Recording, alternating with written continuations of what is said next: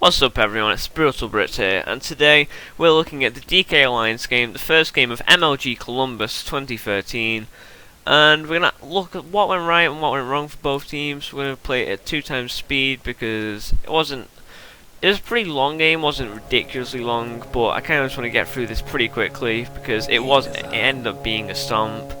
So yeah, I kind of want to get into it. I want to go into the draft a little bit. I'm going to look into it. Also, you should probably follow me on Twitter at BrutalBritDota. I was doing constant updates of everything that was happening last night. I was updating practically every game I was watching. It was really fun. I had some decent conversations with people. So far, last night, first day of MLG, really enjoyed it. Thought some of the games cracking. DK looked outstanding. There was a lot of scare for them, saying that they played badly recently after the patch. They have got a pretty bad record in this patch, but they absolutely stomped both their games last night.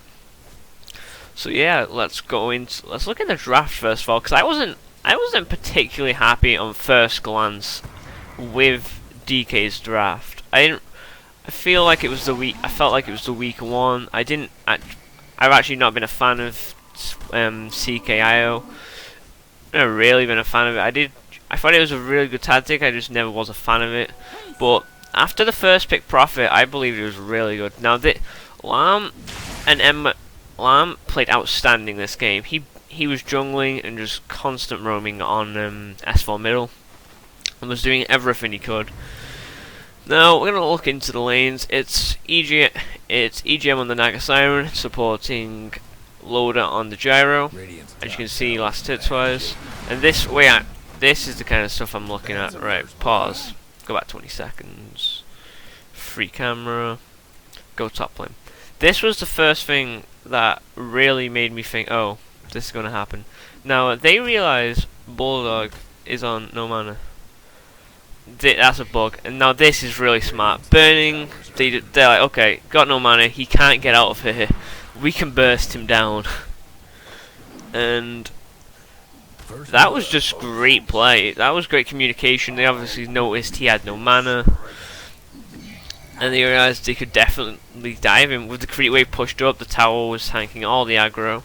The tower was giving aggro out to the creeps, so they didn't really tank any tower hits. It was really good play. It was really smart play. That's the main thing. They realized he was on no mana, so they went straight to it. So I think this is the time where free camera. Lam always stays between this camp, and every so often this camp. He, in my opinion, was one of the best. Now this is where the gank mid happens. He played outstanding this game. I'm gonna go 1 time speed now. And as for did they have it warded? They don't have that rewarded. They didn't know Lam got it. And yeah, this is great play by S4. He bottles up so the aggro doesn't take him. Salves up those bottles were very crucial in keeping him alive. But as you see, Lam still isn't leaving, and he steps up a bit too far. There was no need to go there anyway. But he does get really unlucky with no misses from the low ground. Now Bulldog TP's in, and this is just letting Burning get free farm top lane. They committed Bulldog to that, didn't get anything. They both leave. Mushi still has all 3 bottle charges and Tango, and Lam is looking really good at level 4, and now Wisp level 4 5 minutes in. It's compared to EGM level 3, Aki level 4. It's not going great, and you've got to admit that. Bulldog and Ice played very well. He laned very well, very cautiously, even though these wards got dewarded. They played really well. So we're going to go back to 2 times speed for a while. We're going to go back to LD's view. But as you can see, as I was going back to the draft, because I've been interrupted by DK multiple times. Now this smoke gank, they find Ice. He's just, you're not killing him. They realised they couldn't kill him.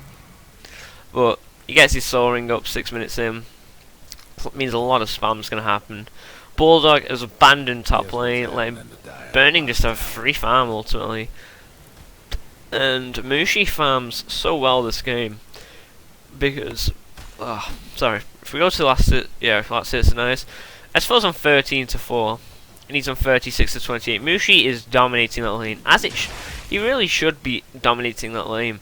And I think it was the Navi Liquid game. Was it Liquid?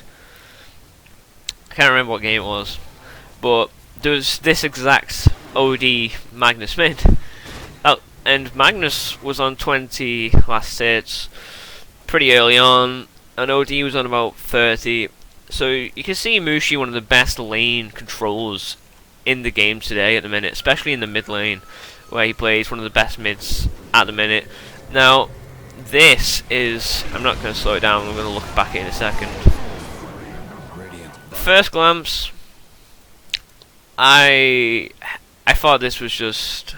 And I remember the LD commentators are smart. Right, one sec, I'll reply to that later. But we're going to go back, look at this again. They want to kill Gyrocopter. They see Ice in trouble. So they're like, okay, we're going to relocate onto this. We're going to slow this down even more. Magnus TP's in. Magnus is TPing in. This ult is crucial by Loader. Great ult. And I feel like the Elder, he really couldn't do anything, which was the main issue here as well. But they kill Gyro.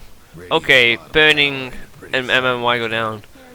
But Burning's in that big of a lead practically anyway. Well, he was in a very good situation. You look at S4.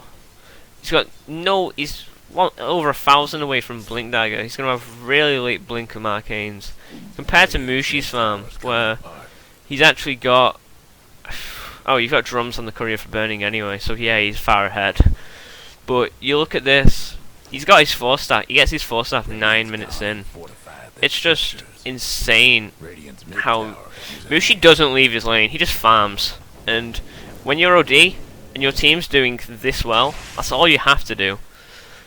And DK in this game just made every right decision. That was possibly the only wrong decision they made this entire game. They played really well. They had great communication. There was multiple times where, and if I remember, which game was it? I think it was the... Oh, it was the first game, Alliance versus Speed Gaming. And that game, Speed were all over the place. Alliance were controlling the game. They were forcing errors. Now, you turn the tide and you look at what's happening in this game. And DK are making Alliance play what DK want to play. Now, this is... I think they go on EGM mid. And then there's a fight top. But it's just, you look at this last hit to deny table, and 59, 57, 56, but you look when you've got two people above their main carry still, even though it's not by much. That's still 2 versus 1. This is where they're going in mid, easy kill. They actually forced 2 TPs here, which I don't understand why Aki TP'd here unless he was in the base. Because they just go back up, and then they're like, okay, Loader's here, we're going to kill Loader. Because this is just them knowing who they can kill and who they can't. Again, great ult. MMY stands outside the ulti for the first hit, make sure he takes minimum damage. S4 comes in, he has RP, he wants to make stuff happen.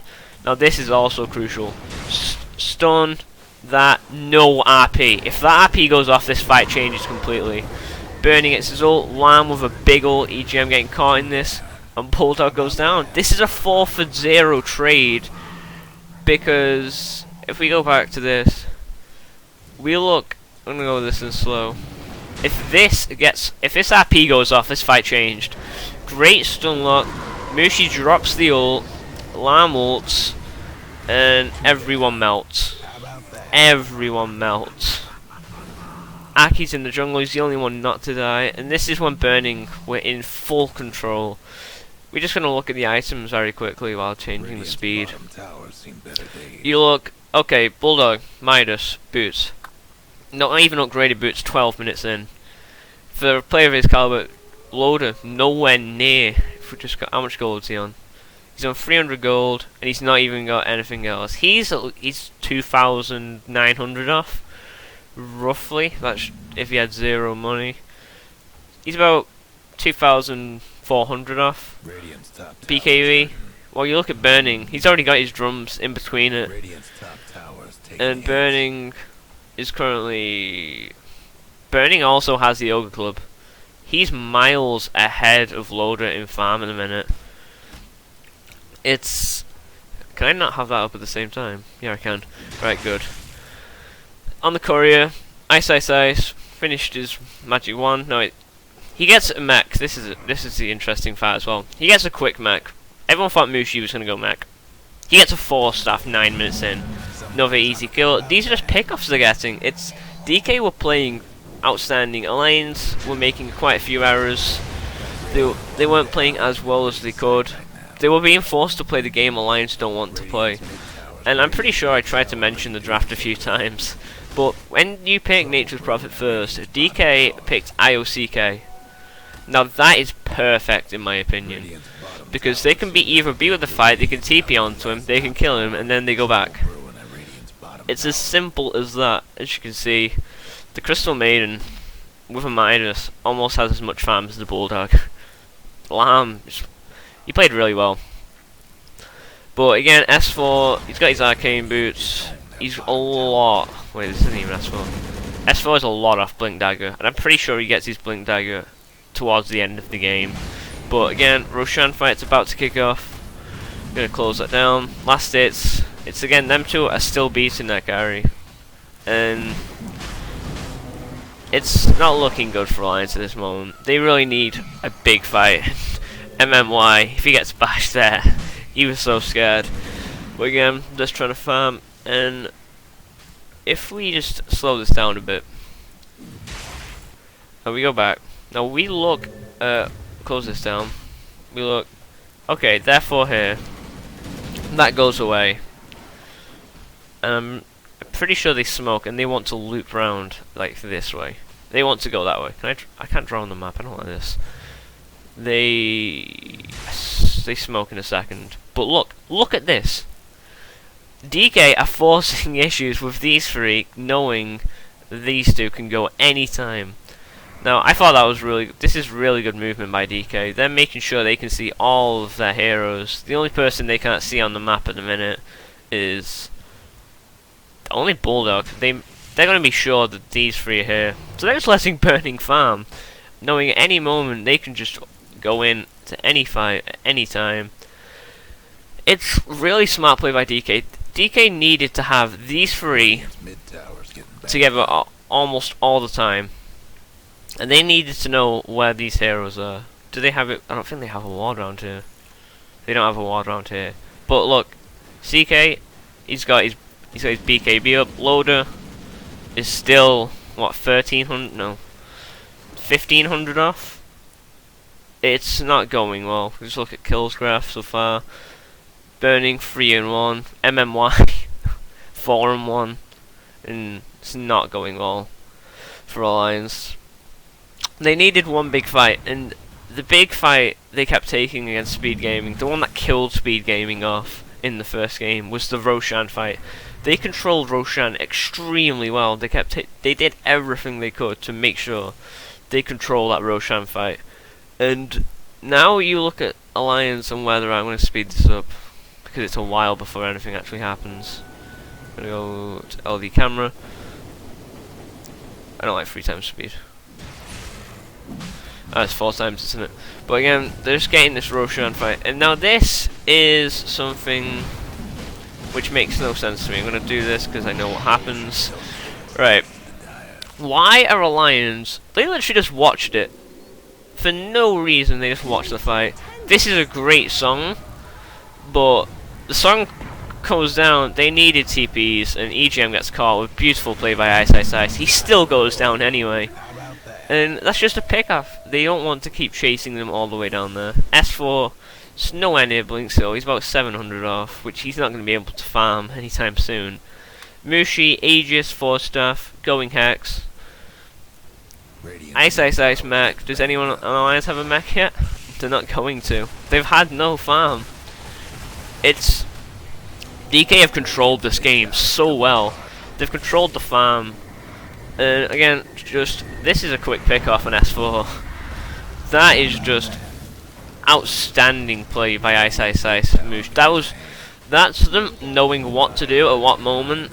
And Burning has had anti-mage banned in every game, and I feel like he's proving that the only game Alliance lost. Right, I'm gonna go back to player set, not play LD Dota. But the only game Alliance lost before the finals was to DK, and that was to DK anti-mage. And they that respect ban, but they were like, okay, you want to play Prophet, you're gonna want to split push. We'll just take the Wisp and we'll take the CK, and we will just go on you every time. So this makes Prophet have to stay within his team. And again, Scythe picked up. You look at the items. There's no items anywhere. I know Bulldog has a lot of gold, but there's no items anywhere. No upgraded boots still. Aki's got upgraded boots. All of it's just they've had so much control and they've not give them any space to farm. That Alliance have been playing the game Alliance don't want to play. Alliance want to play Rat Dota. Alliance want to do multiple things. They want to be everywhere on the map. They want to be controlling the game. But again, look at this. Look at this. They smoked through their own jungle, and if Loader got caught, then that would have been in a lot of trouble. Nighttime vision and all. But DK just want to force fights now. They want to catch. I think the good thing they want to force fights, but they want to pick their fights. They don't want to. Okay, we're in a lead. Well, let's go force fights. Let's just push mid. They're like, okay, we'll go push a lane, and we'll just try and steamroll it. But we'll be careful when we're steamrolling.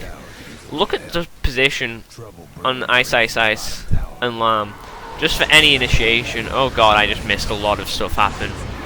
So yeah.